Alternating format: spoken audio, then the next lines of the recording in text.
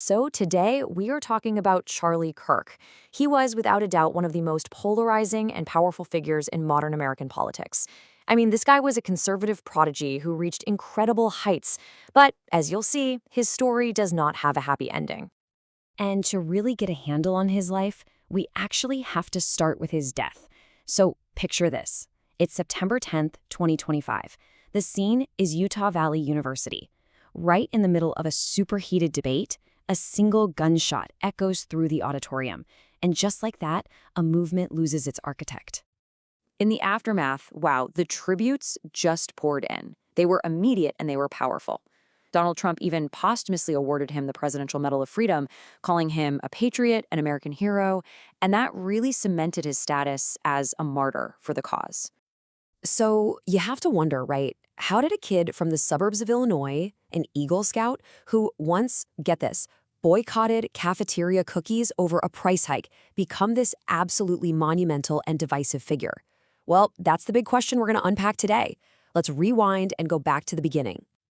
Okay, so our story really starts with a teenager whose political ambition, let's just say, was ignited early and burned incredibly bright.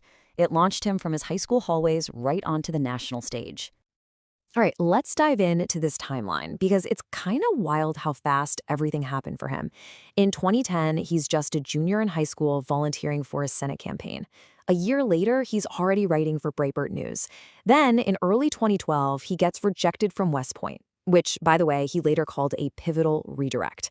And just a few months after that, at only 18 years old, he co-founds Turning Point USA. I mean, talk about a fast track. And with Turning Point USA, Kirk didn't just start some club. No, he began building an empire, one really designed to wage a culture war on America's college campuses. And the sheer scale of what he accomplished is just staggering. By 2025, Turning Point USA had over 2,000 campus chapters. That is a massive footprint. Think about it, a national network designed to shape the minds of young conservatives for literally generations to come.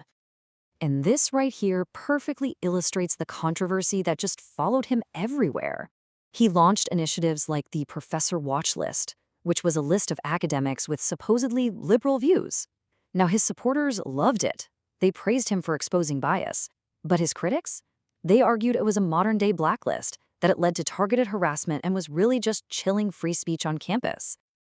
But Kirk's ambitions, well, they didn't stop at the university gates. Not by a long shot. He very quickly expanded his operations, really transforming himself from just a campus organizer into a full-blown political force to be reckoned with. He built what you can really only describe as a whole ecosystem. So the foundation was always campus organizing. But then from there, he launched Turning Point Action. That's a group for direct political mobilization. Then he built a massive media platform with The Charlie Kirk Show, reaching hundreds of thousands of people every single day. And finally, he tapped into the power of the pulpit with Turning Point Faith, mobilizing pastors and their congregations. You see how it works? Each piece was designed to reinforce the others. It was brilliant, in a way. This expansion happened right as he completely aligned himself with Donald Trump, which solidified his role as the chief architect of the MAGA youth movement. And that position, well, it brought him both immense influence and just a ton of intense controversy. Right, and his involvement in the January 6th Capitol attack, that came under intense scrutiny. Just look at the numbers here. He claimed to have sent 80 buses to Washington, D.C., but reports show only 7 actually made it there. That's a huge discrepancy. And when the January 6th committee subpoenaed him, what did he do? He pleaded the fifth over 300 times. His media platform also drew a lot of heavy fire. According to a 2024 study from the Brookings Institution, which ranked political podcasts by the sheer number of false statements they pushed out, The Charlie Kirk Show landed at number 2. So there's no denying it was a powerful show, but it was also one that was frequently accused of promoting misinformation.